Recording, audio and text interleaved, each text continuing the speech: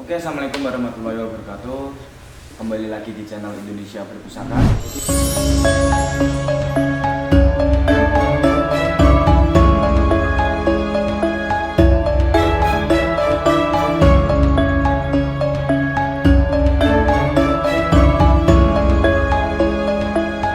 Jadi di episode kali ini kita akan masih membahas seputar koleksi dari Papa sendiri. Ini yang lagi di depannya apa nih, Mbak? Oke, ini keris sabu inten ini kak. Sabu Namanya inten sabu namanya. Sabu Dari inten. warangnya sendiri. Bahas warangkannya dulu. Hmm. Warangkannya ini ladrang gaya Surakarta. Nah, kemudian Bentuknya. pendoknya ini perak. Ini nyatu ya? Oh ya, ini ladrangnya iras. Jadi memang ini besar dulunya iras. Terus pendoknya ini namanya pendok blewah. Jadi ada belah tengah ini namanya pendok blewah. Nah terus ini dari perak ya, dari perak. Terus kalau gedernya ini dari kayu tayuman. Terus ini ada hiasannya selut mendak. Ini yang besar ini namanya selut. Ini mendak ini dari perak. Terus ada batu yakult namanya. Terus ada yang merah juga. Ruby. Gitu ya. Apa? Iya, ya kayak ruby tapi ini kayaknya bukan. Bukan. Batu biasa lah. Sebelum masuk ke kerisnya nih, Pak, mau tanya. Papa ini kan udah banyak koleksi keris, tombak, ya kayak senjata tradisional dulu. Apa sih yang Papa dapatkan manfaatnya dari koleksi ini buat Papa pribadi nih? Kalau papa yang namanya hobi ya, hobi itu ya seneng aja sih. Jadi pada saat di sela-sela papa pas libur, pas santai, itu kan untuk menghilangkan kejenuhan karena rutinitas pekerjaan gitu kan. Kan ini refreshing lah gitu kan. Dari hobi, ya itu hobi aja. Setiap orang harus punya hobi kan untuk bisa. Di situ ya, ada juga orang yang sukanya kayak apa namanya ngerawat hewan apa, misalnya kucing, misal ada gonta-ganti perawat motif mobil juga. Ya macam itulah. Gitu. Oke. Jadi ya hobi aja sih kak. Iya. Kita lihat ya, mulai kita bahas kerisnya ya. Oh iya ini apa namanya bahannya dari kayu cendana wangi tim-tim ini. Nah ini kalau di daerah Solo memang paling favorit adalah cendana wangi tim-tim. Terus kalau yang dedernya ini dari kayu tayuman, biasa tayuman ya kan. Oke kita lihat ya. Oke. Ini keris apa namanya dapurnya sabu inten. Sabu inten. Lok 11. Kenapa disebut sabu inten? Pertama, dia loknya ada 11. Kita hitung ya. 1 2 3 4 5 6 7 8 9 10 11. Terus ada kembang kacang, ada jalen, ada ini lambe gajah 1. Ya kan? Terus ada greneng, ya, ada greneng ini. Nah, ada tulisan rondo, ya, rondo. Ini rondo ada greneng. Ada kinatahnya ya. Ini kinatah ya. Kinatah ini kinatah emas. Dan ini wedono 5. Nah, limang wedono. Limang wedono itu 5 sisi gitu. Maksudnya? 5 sisi. Jadi ini yang satu, ini yang di bawah gonjo ini 1. Terus ini 2. Oke. Terus 3. Terus 4. 5. Jadi itu untuk kinatahnya.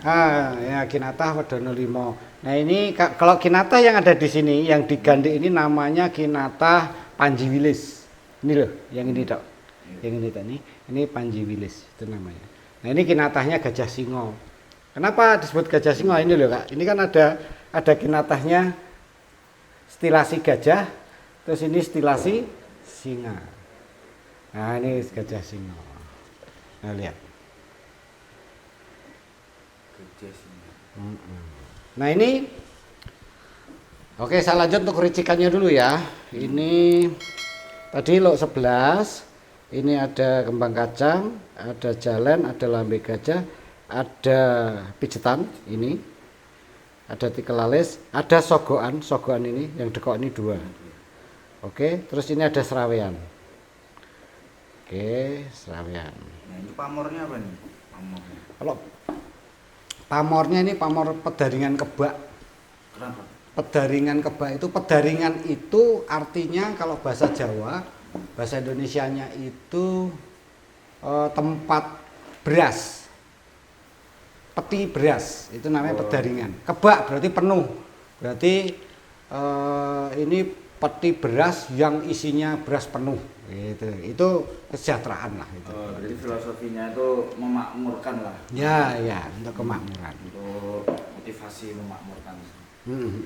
Kalau lo 11 sabuk inten itu memang katanya sih dulu kalau yang zaman sekarang itu disukai oleh para pengusaha-pengusaha. Sabuk inten ya kan kayaknya sabuk kok intan ya kan. Itu orang kaya gitu. Tinju Sekarang tinju itu. Oke, nah ini sabuk inten. Nah, terus gini Kak. Ini tangguhnya adalah tangguh Mataram era Sultan Agung Hanyokrokusumo.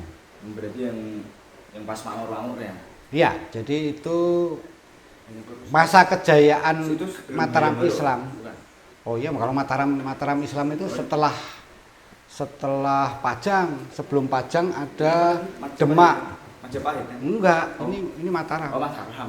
Mataram Islam. Oh, Mataram. Jadi Sultan Agung itu raja ketiga. Ketiga itu ya. Berarti dia cucunya ini. Cucunya Panembahan Senopati. Pendirinya itu sebenarnya Mbah Buyutnya. Ya toh, ada Ki Ageng Pemanahan itu kan. Tapi itu belum jadi kerajaan, masih di bawah keraton Kerajaan Pajang Sultan Hadijoyo. Nah, akhirnya saat bapaknya meninggal, Danang Sutawijaya naik menjadi Panembahan Senopati itu, nah menjadi raja di Mataram Islam. Nah, Sultan Agung itu adalah cucunya, jadi raja ketiga. Nah, raja ketiga ini di masa kejayaannya Mataram Islam dengan wilayah kekuasaannya hampir seluruh Jawa kecuali Banten dan Batavia, Jakarta sekarang. Itu karena Banten itu masih ada Kesultanan Banten, kalau yang di Batavia itu sudah dikuasai Belanda waktu itu.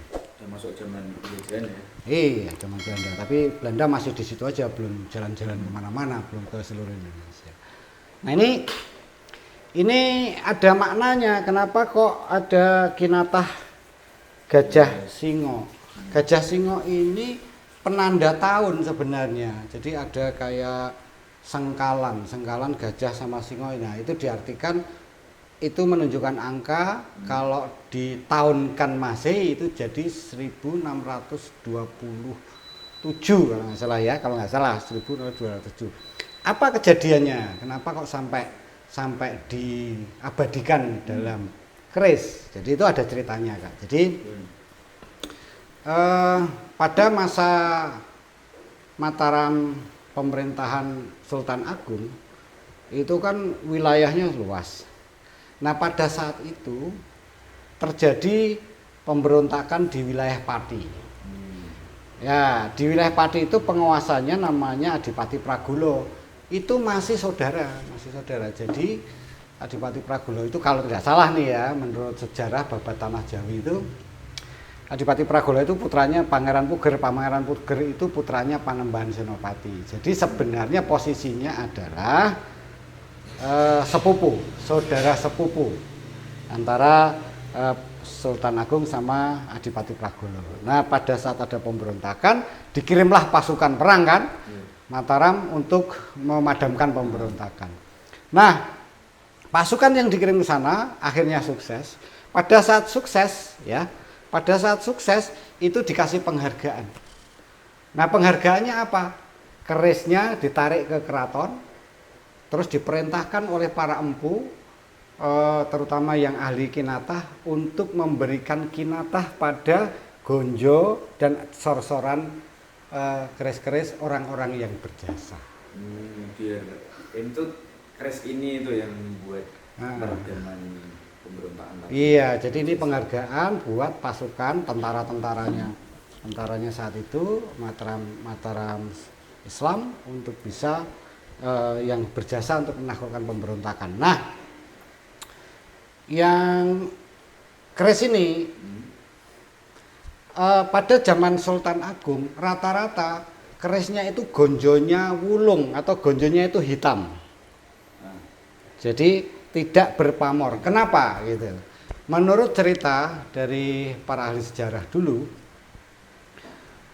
pada saat zaman era Sultan Agung itu kan sering terjadi peperangan, ya kan, dengan daerah-daerah kekuasaannya atau dengan VOC juga perang mereka kan waktu itu Sultan Agung. Nah itu karena banyak daerah yang berkonflik dengan Mataram, itu Sultan Agung memerintahkan bahwa seluruh prajurit atau tentara bala tentaranya Mataram itu harus mengganti gonjonya menjadi wulung semua. Tujuannya apa? Itu untuk jadi identitas. Jadi pada saat mereka berkelompok kan orang-orang zaman dulu kalau tentara-tentara itu kan semuanya pakai keris gitu kan. Nah kalau itu kelihatan, oh gonjonya kok nggak wulung, tangkap itu. Ini pasti penyusup mata-mata. Gitu sebenarnya salah satu strategi dari Sultan Agung untuk bisa diam-diam mendeteksi. Iya, makanya seringkali ditemui keris-keris tangguh Mataram Sultan Agung itu ganjanya sudah ganti yang wulung semua. Nah, termasuk salah satu tujuannya adalah pada saat pemilik keris itu berjasa, tambahinlah kinatah sehingga hampir seluruh kinatah yang ada pada zaman Mataram Sultan Agung itu digonjo itu susulan. Karena apa? Oh penghargaan, naik pangkat kinatah lagi kayak begitu. Jadi ini susulan kinatah. Jadi tambahan karena semakin berjasanya tinggi. Nah terus begini, terkait dengan itu kalau gonjonya ya, kalau terkait dengan wilahnya.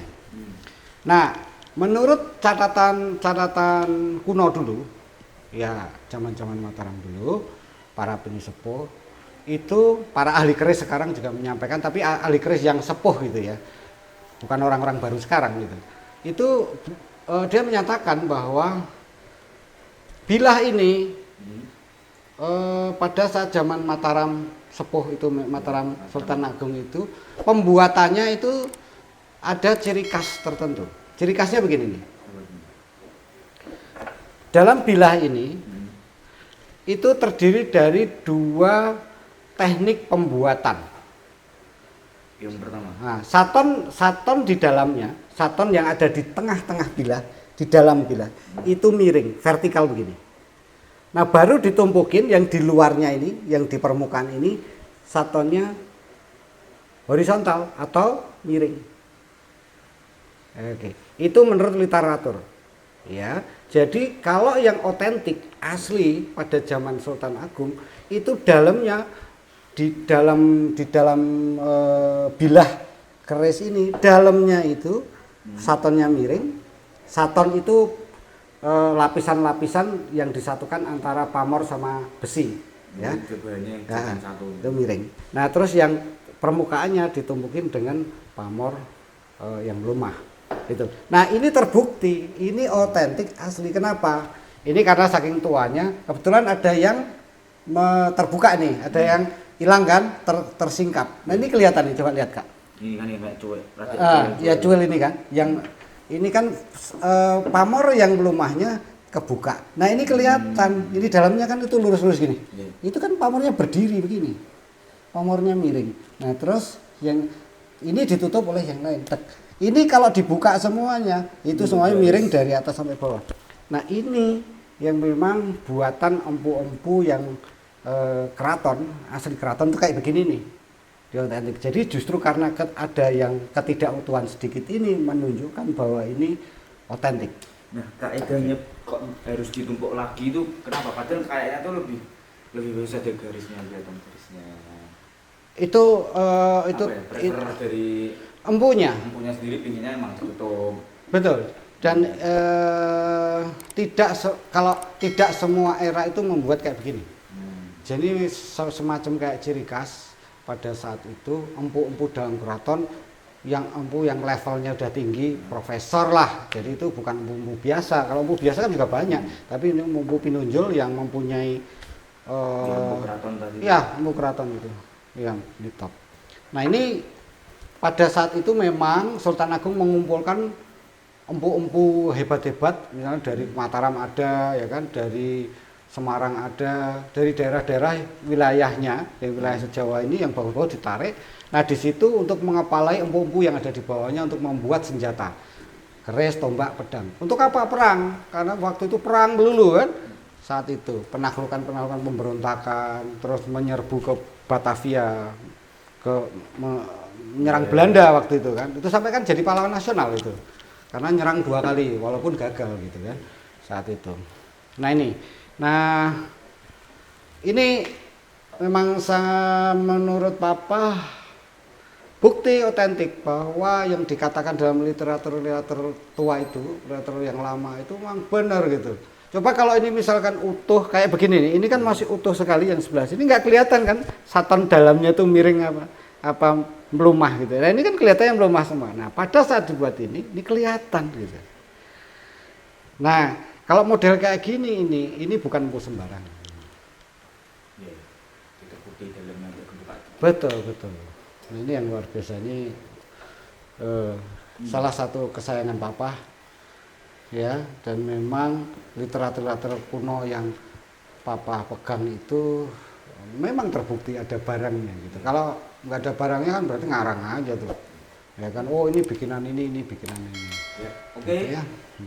Itu dulu buat episode kali ini. Nanti masih kita nantikan lanjutkan lagi di episode berikutnya. Terima kasih juga yang udah pada komen, yang udah pada like, memberikan support, semuanya pada subscribe. Mungkin sekian dulu. Terima kasih. Assalamualaikum warahmatullahi wabarakatuh. Waalaikumsalam warahmatullahi wabarakatuh.